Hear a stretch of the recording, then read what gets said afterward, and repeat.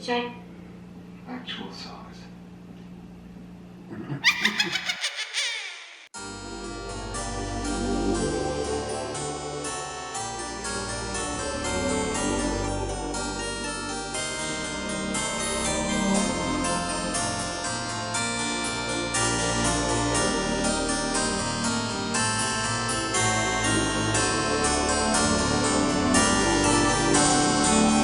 Hey friends, welcome back to the channel and welcome to our vampire themed vlog. So like you probably saw during my spooky bath time, we're reading this book, Mina and the Slayers. So of course this is the second book in the Mina duology, and really super excited to be reading this book. I really enjoyed the first one, and actually earlier today and for an hour or so last night I read the last 50 to 60 pages of the first book just to refresh my memory a little bit. But I have to say that Amy did a really good job at the beginning of this one to kind of summarize everything that happened at the end of that book, so I really didn't need to do any kind of reread of the first one. So if you're diving into this one and it's been a little bit of time between when you read the first one and when you're picking up Mina and the Slayers, you know, like I said, she does a really good job of working into the story everything that happened. It's not like sometimes you dive into a second book or whatever and they're literally like listing points that had happened before, but she does a really good job of just working it into a new story. So really enjoying that aspect. And this takes place during Halloween, so I'm so excited to be reading it. And I'm only about 50 some odd pages into this, so just a few chapters. It's about a 400-page book, and there's already so many Easter eggs from different movies and shows and stuff like that, and I'm really enjoying the nostalgia factor, which is something that I mentioned in the first book as well, that I hate it when books are sold to you because it has that nostalgic factor from the 80s or 90s within horror. And then you pick up the book and really they might mention like one or two things that are referenced, but it's not really a big draw, and it's not a huge part of the story, but nostalgia is a really big part of the story, 90s nostalgia. So something that I learned that I thought was really interesting was Amy has actually created Spotify playlists that have all of the music from the first book and then this one. So all of the music that's mentioned from the 90s are in those playlists, and I thought, for one, that was a great idea. And it reminded me of Buffy when they had like the CDs that were the Radio Sunnydale, and it had all of the music that was played at the Bronze throughout the show and all of that kind of stuff. So really enjoying this book. And so as you can see, I just got out of the bathtub. So we're about to start date night. I will take you guys upstairs to show you what we're having and what we're watching tonight. So we're gonna watch a vampire movie, of course. And I've already watched a couple of episodes. I think I had some clips at the beginning. I watched the Halloween episodes for Buffy, and earlier today I watched the Disney movie Mom's Got a Date with a Vampire, which was super cute. I love the Disney made for TV movies, so that was super cute. So if you haven't watched that one, it's on Disney Plus and you can get it now, and it was a great thing just to put on in the afternoon. So my battery is about to die, so I'm gonna take you guys upstairs and show you what we're having for supper. Alright, so we're settling in for date night. We got some appetizers here. So we've got some sausage rolls, big thing of wings, and some mozzarella sticks. There's our spooky plates back there. And I got a skull full of Pepsi. And we just got some veggies as well for our tzatziki. So we're gonna settle in and turn on a movie, and I'll touch base with you guys in the morning. Bye.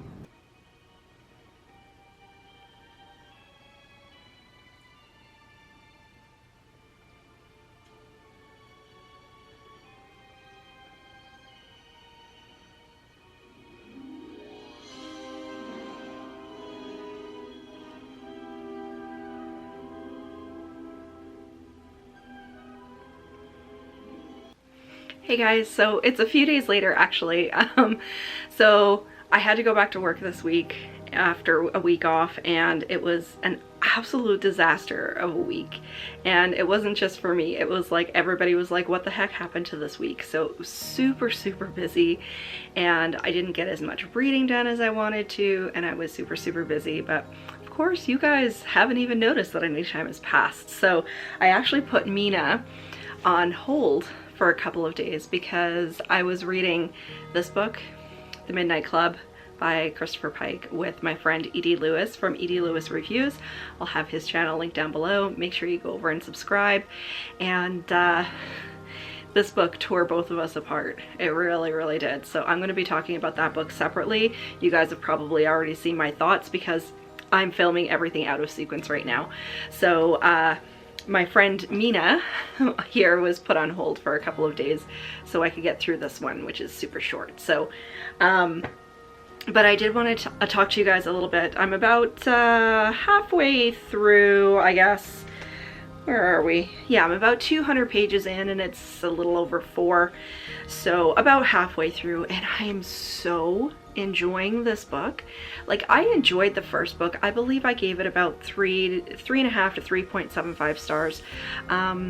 Overall, the first book was a 4-star read for me, but I brought it down just because the amount of romance, like teen romance, was really kind of, you know, a big story arc in the first one, and this one doesn't have quite as much. So it's still in there. There, of course, is still romance and everything. It is a YA novel, but I'm enjoying this one, I think, much more. And of course, you know, all of the character developments are really moving along, all of the relationships and what's going on and the situation with the vampires and all of that.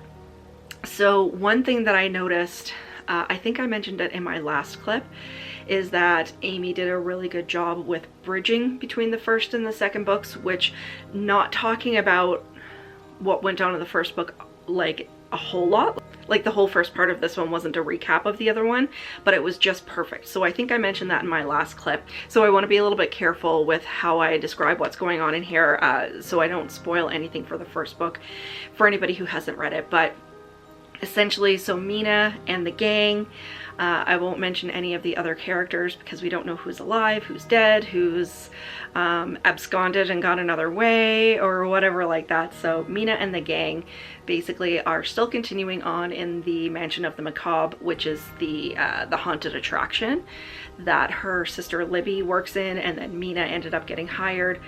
So that whole story arc is still going on, and of course I showed you guys the flyer, I think, in my recent unboxing that I did of this. So we have everything going on with that.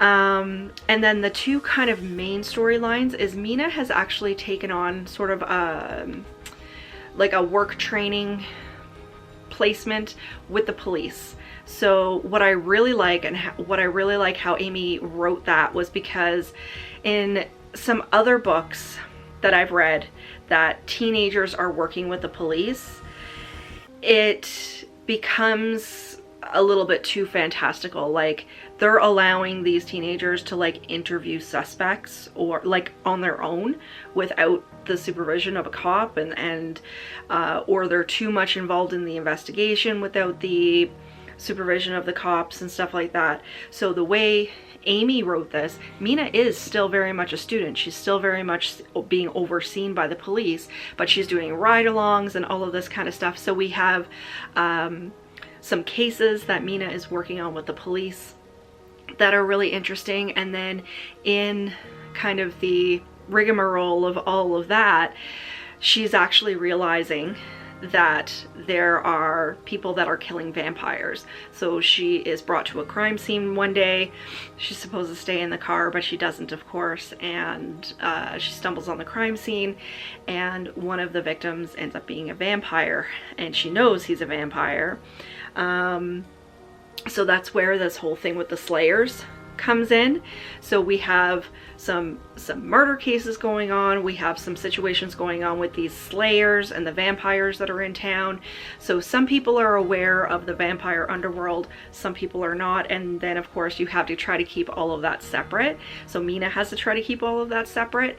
And there's of course situations going on with the relationships and the friendships and all of this.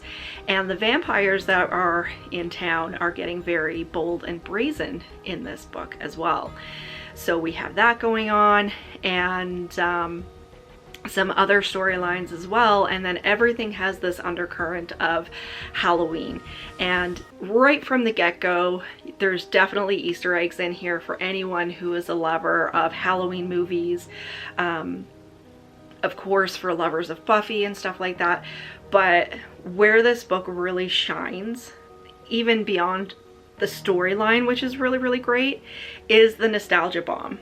And I've often talked about the fact that some books say that they're taking place in the 80s, or they're saying they take place in the 90s, but you really don't get any illusion of how life was during that time. Like, it could be taking place now, it's just that there's no smartphones or whatever like that. So they might say, they might make a comment about cassettes, or somebody using a lot of hairspray, or like a hairstyle, or somebody's wearing neon leggings or something like that. But other than that, like, there's, you know, you feel like it could be taking place in the modern day. Whereas in this book, and in the first one as well, there's a lot of nostalgia in here for 80s and 90s. 90s specifically, of course, because this is taking place in 95. And that's my era, that's when I was growing up. So it's very cozy. I'm having such a great time with it. The storylines, even though, like I said, there's a lot going on, the storylines complement each other really well, and they're moving really quickly, and at no point am I bored in this book. And I love that this particular installment is a little bit less with the romance, and I can just enjoy the storylines that are going on here. So I'm just so enjoying this book. I think I definitely like it more than the first one, even though I enjoy the first one so much with the fast-paced moving and the nostalgia, and just the idea of New Orleans and vampires and all of that kind of stuff. But this one is really, really putting the cherry on top of this whole duology. And I don't know, I have to ask Amy, but of course I'm not finished this book yet. I'm assuming there's going to be more Mina books. I'm really hoping there are, because this is such a great world. I absolutely have fallen in love with it. So I will touch base with you guys once I'm finished. So I'm about halfway through now. So I'm kind of deep into those storylines. So I will do a wrap up at the end and let you know my overall thoughts. But something pretty bad has got to happen here for me to not enjoy the rest of this book. So like I said, probably the next time in our next clip, I will be wrapping it up. But before we finish up here, I wanted to talk about some other vampire books that I have read, you know, not recently. I haven't read a whole lot of vampire recently, and it's funny because in my creepy doll vlog, I went through my shelves and pulled out everything that I had that had to do with creepy dolls, and kind of did a little bit of a book recommendation kind of clip. And I went through my shelves and I'm like, I literally have nothing really that has to do with vampires right now, which is so funny for me, because vampires was one of the first things that I loved when I started reading horror books. And long story short, I had ended up getting rid of a lot of the books that I had from my teenage years and my young adult years. So what's on the shelves now is mostly stuff that I have acquired semi-recently. So I will just kind of discuss some of the vampire things that I've read over the years, and hopefully you guys will get a few recommendations from that. So of course, like a lot of people, my first introduction to vampires was Dracula, and the first kind of version of the movie that I had watched was actually Dracula Dead and Loving It. You guys saw it in a previous clip. I just watched it a couple of days ago. Still to this day, one of my favorite movies, and it is my favorite version of Dracula. Leslie Nielsen in that role is just fantastic. And I know this is a comedy, like a comedic take on the original story, but that was kind of, I saw that movie when it first came out and fell in love with it. So then I asked my mom to get me Bram Stoker's Dracula, like the movie that has Winona Ryder and Keanu Reeves and Gary Oldman in it, and I watched that one and was just blown away. So then we went out and bought the book, and then of course I was completely obsessed with vampires. So this was like the mid-90s at this point, so funny enough, exactly when the story of Mina is taking place was when all of this was happening. And then from there, I read Dracula, loved it even more, and then I went on to Anne Rice, and of course read and watched Interview with the Vampire, and I read a lot of the books in that tale that are continuing on, you know, with Lestat and the whole thing. So I was a big Anne Rice fan back in the day, and I don't know if any of you guys are Anne Rice fans, but her writing can be very heavy and just kind of dragged out, and I don't enjoy her writing as much now as I did back then, but I still do have a deep love for her and her writing, just because it was so instrumental in kind of developing that love of horror. And of course it was around the same time I was reading Christopher Pike and the R.L. Stine and everything, and so she kind of gets looped into there with, you know, kind of my history. So I was reading Anne Rice on the one hand, which, you know, is very adult, and then I was reading the R.L. Stine and the Christopher Pike and everything on the other hand. So I had a very well-rounded knowledge of vampires and horror back then. I was about 12, I think, when I first picked up Anne Rice, and then of course, you know, watched the movie and all of that.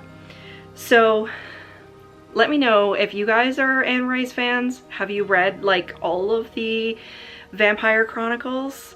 I haven't read all of them. I've read a lot of them, but it's been years and years and years. And like I said, I don't enjoy her writing as much now as I did back then.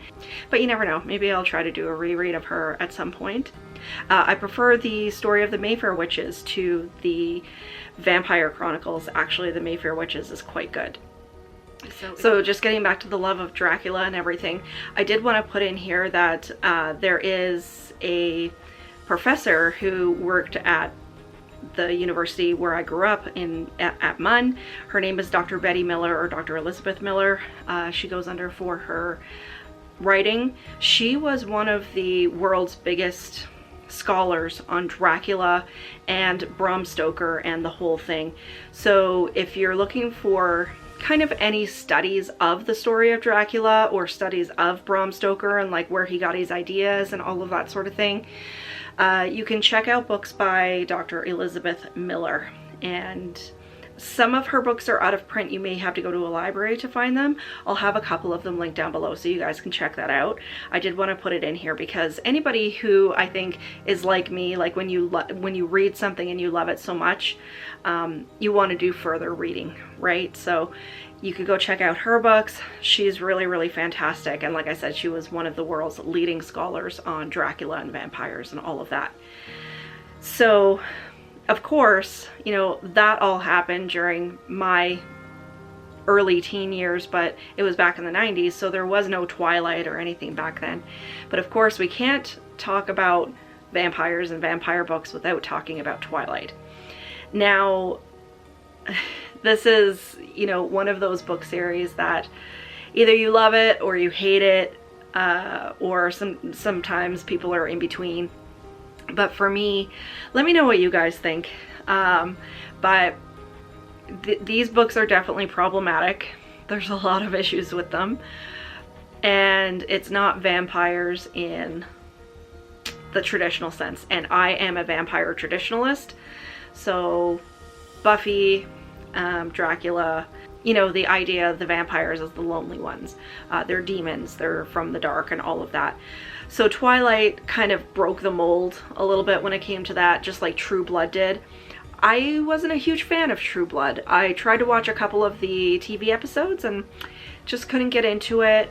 Never read the books, but I'm very much a vampire traditionalist. So that wasn't really up my alley. But things like Twilight, and you know, you have the Vampire Diaries and stuff like that, I like it because it's kind of a guilty pleasure, and it's fine just to kind of put it on in the background. And of course it still has to do with vampires and stuff, but it is very woo-woo, you know, with the vampire romance. I enjoyed Buffy a little bit more because yes, it did have the romance wrapped into it, but it had a lot of other things that were going on in the show, where I find with Twilight and the Vampire Diaries, it's very much focused on that romance aspect. So, you know, I think they have their place within the vampire verse, I guess you would call it, but it's more on the outskirts for me. I'm very much a traditionalist. However, there's one book series that I've read most of them, not all of them, but it was years ago, so this was probably the mid-2000s that I read these, and it's the House of Night series by PC Cast and Kristen Cast. And I'm actually picking up the first book in November along with Amy McCaw, who wrote Mina and the Slayers, and we're going to buddy read it together. She's read them previously, and she's kind of working up her collection again. She's collecting them all once more, so we're going to read the first book together. And if you haven't checked out this series, it's actually quite good. The writing is not fantastic. The writing of, like, the actual style of writing and the author, not great. But the premise of how they see vampires is really, really good.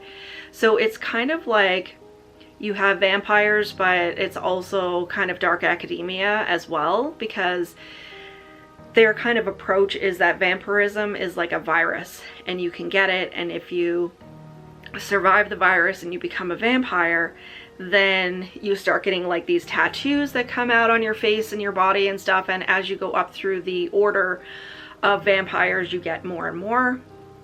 And it has a lot to do with like your attachment to the elements, like the earth elements and stuff like that as well, so almost very witchy as well. But where the dark academia comes in is that if you, like, when you get changed, you go to a vampire school, you go to the House of Night. So we follow, I forget the main character's name, but she changes. She's a fledgling vampire, so she goes to the House of Night, and you know, they have their rituals and stuff like that, and they have their classes and everything that take place during the evenings and all of this. So it's very much kind of vampire, but also dark academia as well. I quite liked this one the first time I read it.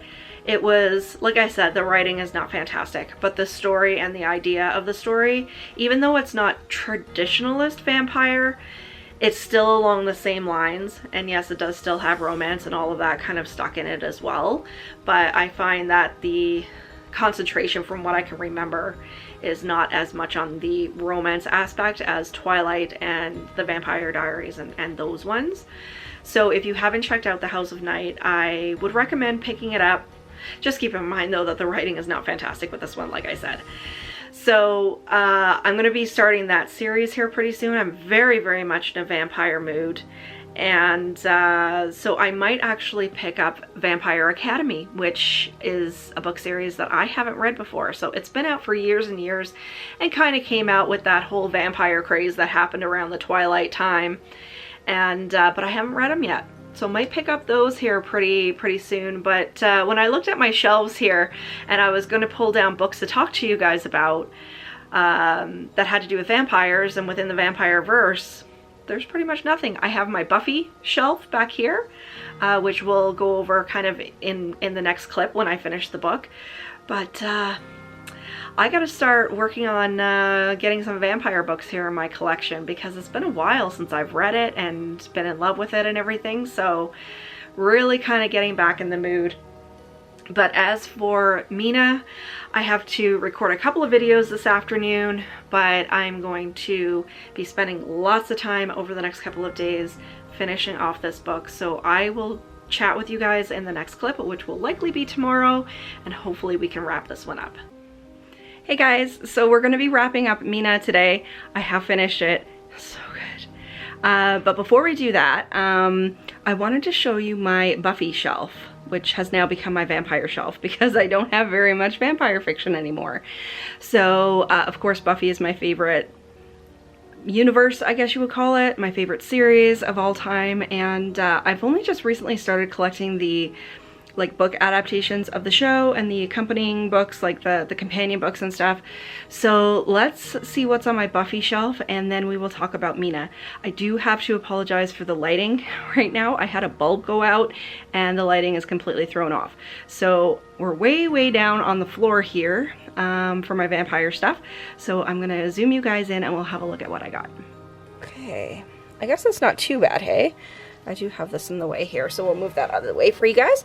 So over on the right-hand side, I have In Every Generation by Kendare Blake. I was so pleasantly surprised by that book. I devoured it in a couple of days. It was so good. And I'm always really kind of cautious about spin-off series or stuff that's done by other authors because Buffy is just so loved to me that, you know, I've read so many things that aren't so great and it kind of ruins my association with the original story. But I have to say, this book, In Every Generation, I do consider the new season 8. So it picks up kind of like right off where the show ended. It doesn't take into consideration any of the comics or anything like that. And like I said, I devoured it in a couple of days. I think she really captured like the voice of the characters. There's legacy characters in there, there's new characters, and it really feels like Sunnydale. It really does. So of course this follows Willow's daughter and a new gang of Scoobies. So I'll just kind of leave it at that. And there is the second book in the series coming out in January, and I'm so excited. So here, I did do a haul recently with a lot of Buffy stuff, so you've probably seen some of this in that haul. So I got these off of a seller in my community here, and she was selling these for $5 each, which is amazing considering how much some of the Buffy books are going for now. So we have the Unofficial Guide to the World of Buffy the Vampire Slayer. So this is an updated version that includes season 7. And then we have the Watcher's Guide, volume 1, 2, and 3. So I think it would be really cool to sit down and read these at some point.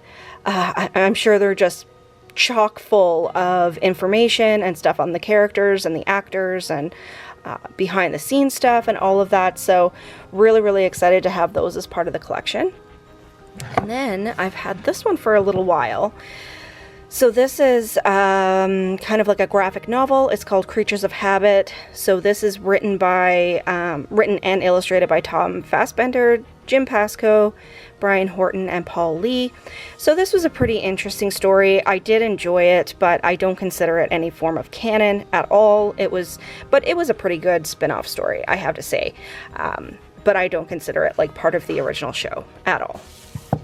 And then here we have Tales of the Slayer, and I love the cover on this book.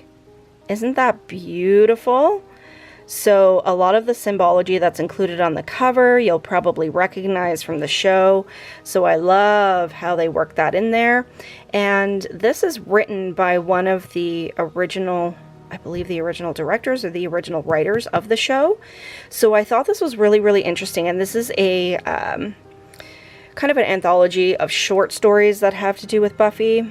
So kind of cautiously hopeful for this one. Again, I don't think it's anything that I would consider canon, but just, you know, probably sit down and have a good time with it. Hopefully I enjoy it, but mainly I bought this because of the cover, because I thought it was gorgeous. So I'm going to move you guys over here. So down on the bottom, we have mainly the Archway paperbacks of some of the novelizations of the episodes. So 1, 2, 3, 4. I only have 4 of them so far. And so I've got The Harvest, Coyote Moon, Halloween Rain, and the Angel Chronicles Volume 1. Of course, you guys know that I am 100% Team Spike, but Angel does have his place in the universe and the world of Buffy, so wanted to include that, and of course just to have a rounded out collection. We've got 2 novelizations of kind of the spin-off of Angel. I mentioned this in another video as well. I've never actually watched the Angel series. I think I watched the first 3, maybe 4 episodes of the first season.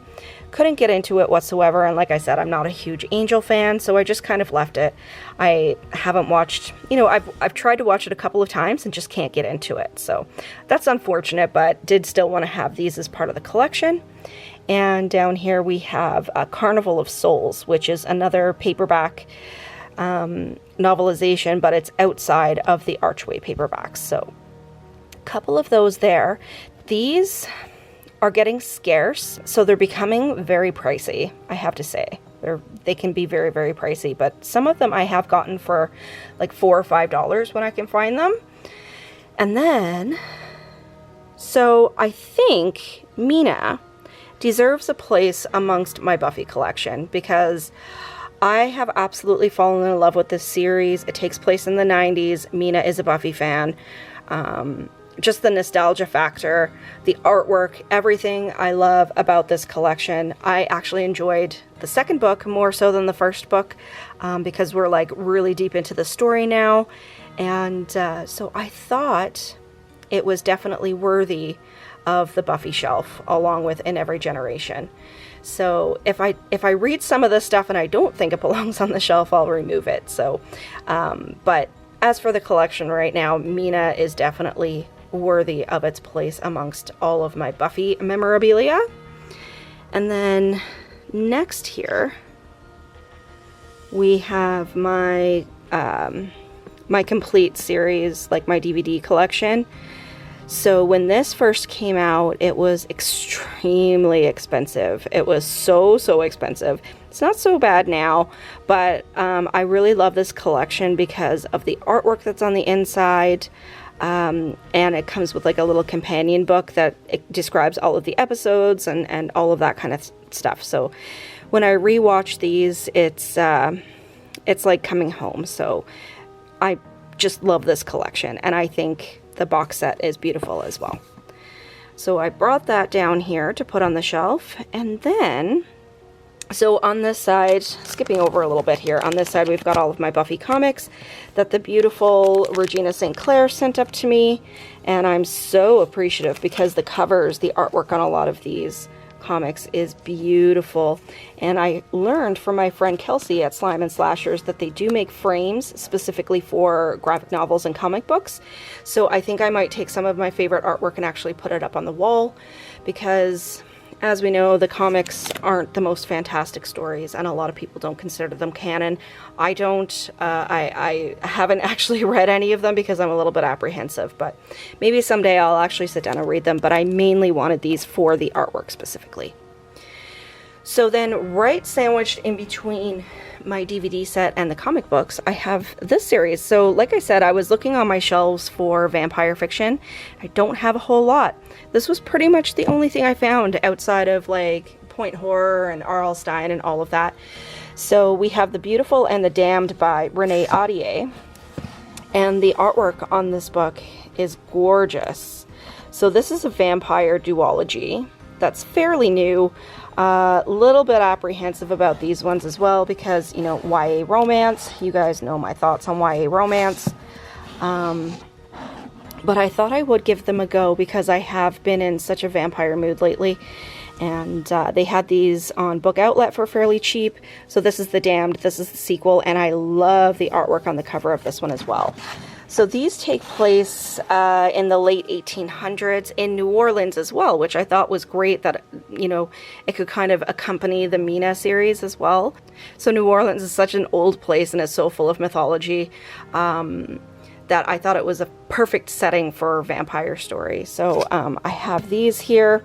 Haven't read them. Like I said, I can't describe them to you guys, but eventually I will read these. And the shelf up above it, I'll probably change to more vampire fiction as I get it, because I do want this shelf down here to be mainly Buffy.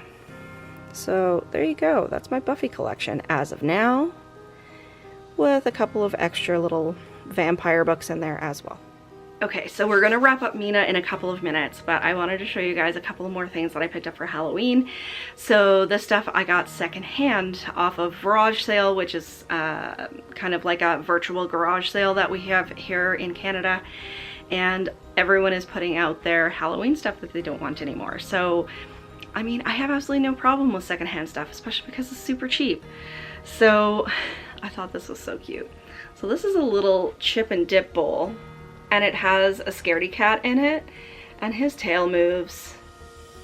And I thought this was so cute. I mean, you could use it for chips and dip, absolutely, but you could also use it for like bread and hummus or veggies and dip, like mixed veggies and dip or whatever you wanted. So I thought he was super cute. And I mean, he has all of the orange vibes. The outside looks like a pumpkin. So it is ceramic and it's fairly heavy. So, I mean, this would have been fairly expensive in the store, and I was just happy to get him for secondhand. So he has no chips or anything in him. He's not broken, he's not scratched or cracked or anything. So super, super happy with that little guy. And then from a different seller, I got a couple of things. So we got these little, and these are brand new, they still have the tags on them. So these are fingertip towels, and they're just black with some colorful spiders and spider webs. So I thought this would be cute to go in my bathroom upstairs on my main floor. And then from the same seller, I got this. So this is also brand new. It still has the tag on it, but it's a cutlery holder for like if you were to have a Halloween party or whatever. So it's in the shape of a spider web on the outside. So it has the spider web detailing all the way around, and we've got a little spider on the front here. So I thought this was super cute. I'm actually not going to use it for cutlery. I thought it would be cool to put on my desk to hold some pens or whatever, and I've been coloring recently, so I thought it would also be good to hold my coloring book in the back, and then I can put some of my colored pencils on the front. So this is very much an everyday spooky piece because it's just plain black with spider webs. So I thought that was super, super cute too. So just wanted to share those couple of little things with you guys because I am still decor hunting every now and again. Mainly just secondhand stuff at this point, but I love that everyone is putting up their stuff for sale secondhand, and I can get it super, super cheap. Okay, so after all that, wrapping up Mina. So I think in my last clip, I went through quite a lot with how I enjoy the writing, how I enjoy how Amy wrapped the other book, the first book into this, and kind of recapped everything. It was brilliantly done.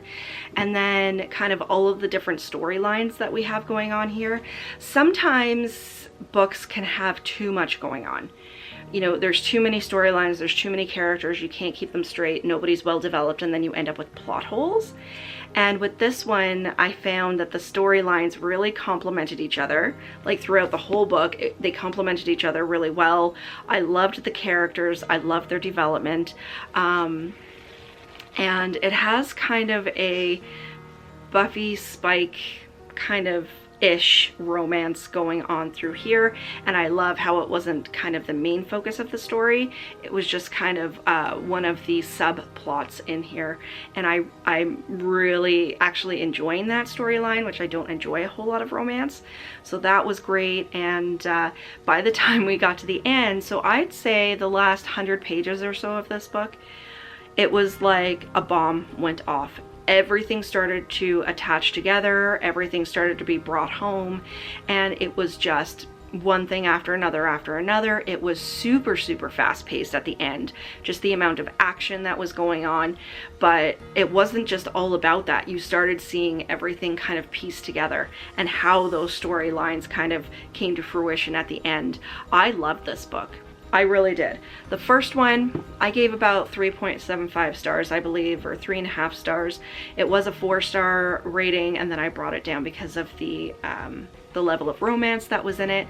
But this one, like Amy's writing is just bang on here. Her story is bang on. I gave this a full 5 stars. This has been one of my favorite reads of this year. I love everything about this book. I love the cover art. I love, like, you know, the sprayed edges that are coming through and just the details. I love the story. I love the writing. And, you know, I want to be really objective when I'm reviewing these books, especially when it's people I know. And I'm not going to just hand out 5-star ratings to everyone just because like they're fellow booktubers or whatever, or they sent me a book for free. Like, I really liked this book, and like we all know, YA hasn't been jiving with me very much lately, but this was it. This was my YA book that I love. I love this series, and I can't wait to see what happens next. So Amy, really, really well done, and I hope that everyone will go out and pick up the first 2 Mina books. I'm sure you're going to have a good time with it. Really, really great vampire stories. Fast-paced, lots of action, lots of nostalgia. So I have no more to say other than that. Great, great series. So there you guys go. That is my vlog, my reading vlog of vampires. So I gotta start building up the library with some vampire fiction. I'm very, very much into it right now. Amy and I are going to be reading the first book in the House of Night next month, so I'll let you guys know how that goes. That's quite a good series, and it's quite a long one too, so I've got to build up my collection of those and other vampire stuff. Don't forget, there's some books linked down below by Dr. Elizabeth Miller if you wanted to do any further reading on Dracula or Bram Stoker or anything like that. So if you guys enjoyed the video, please make sure to give me a thumbs up, leave me a question or comment down below because you know I love chatting with you guys. But until next time, stay spooky everybody. Bye.